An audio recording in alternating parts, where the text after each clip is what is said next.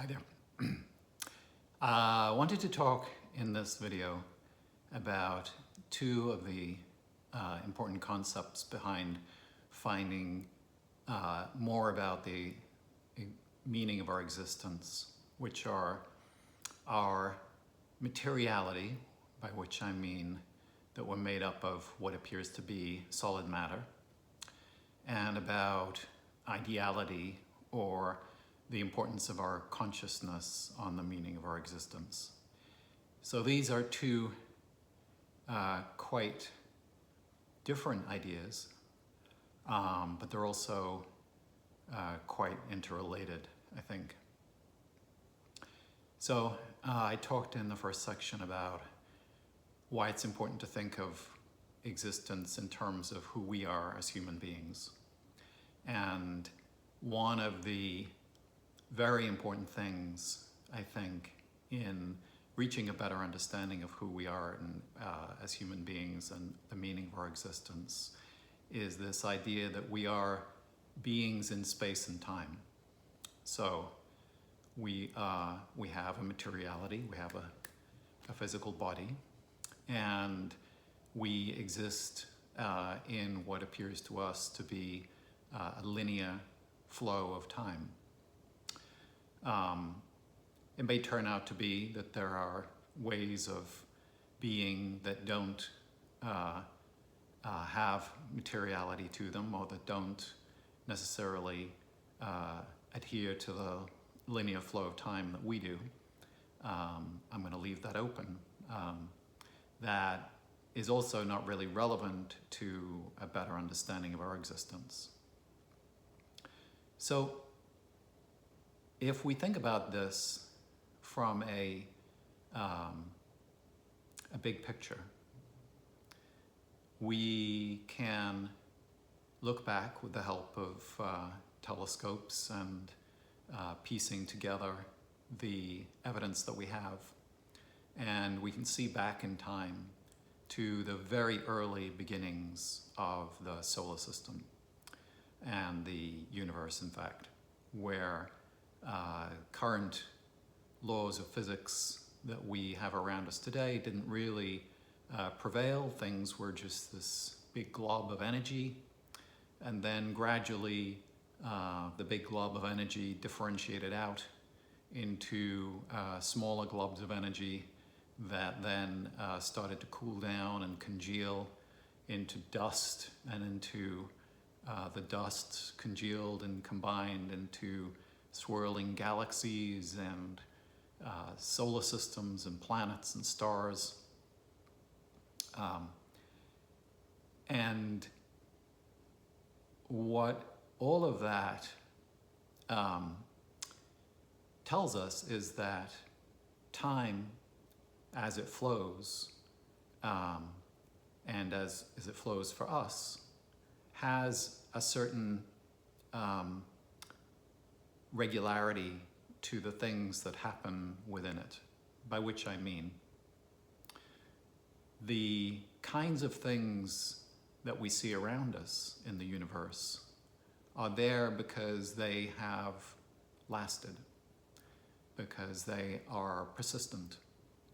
So the visible matter in the universe is made up of what we think of particles of protons, neutrons, and electrons that form up all of the visible matter in the universe.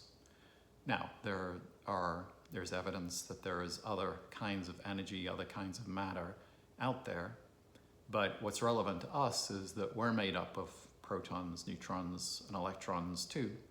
And that the reason that we're made up of these things, and the reason that we're made up of the kinds of atoms that we are, which is,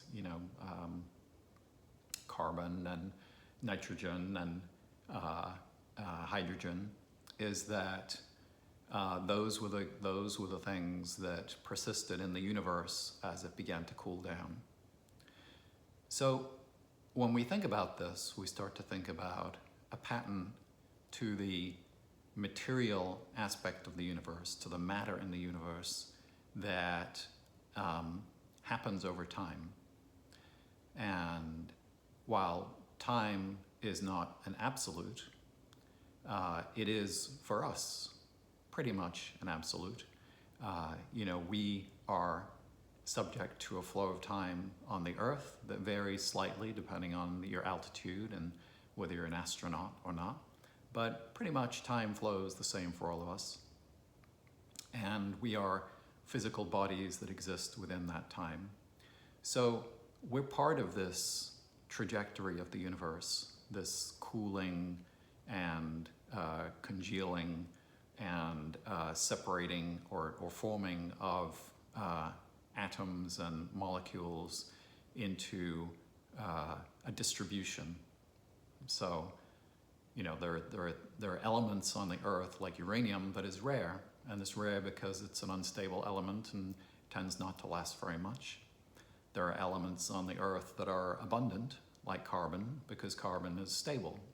So when we think of time, carbon exists over long periods of time.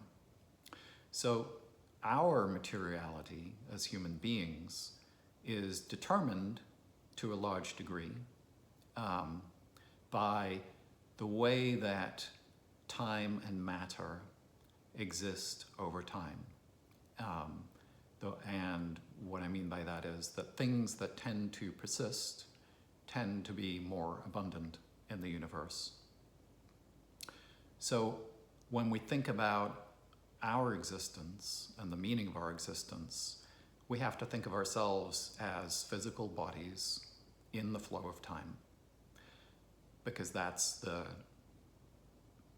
reality of the universe that we live in.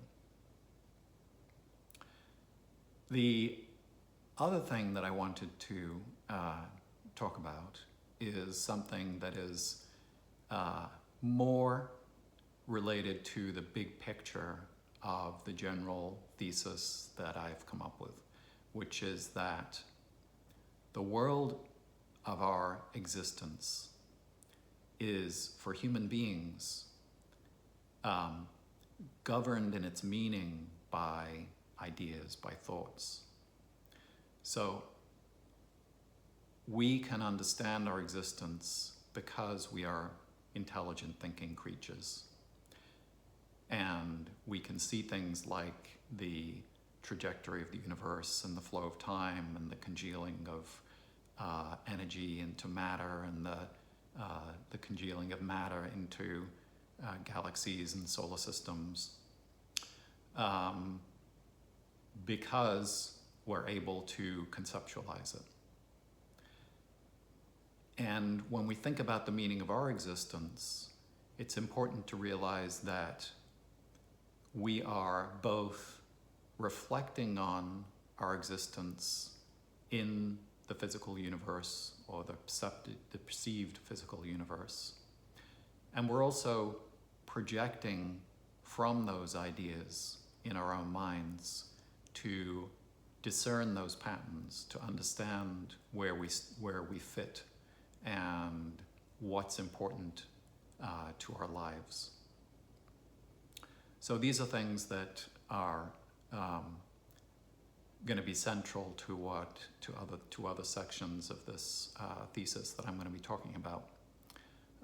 But for today, I just wanted to focus on those two big pictures and really think about the idea that we are physical beings. We are, or we perceive ourselves as physical beings. I have to keep coming back to that. And we perceive ourselves in a flow of time. So what's important to us when we think of this in an abstract way is going to be related to both our physicality and the way we persist in time. This is probably a big enough chunk to bite off for today. So I'm going to leave it there, but I'm going to pick it up again and come back to this idea of persistence, because persistence is central to the understanding, I think, of the meaning of our existence. Thanks for watching.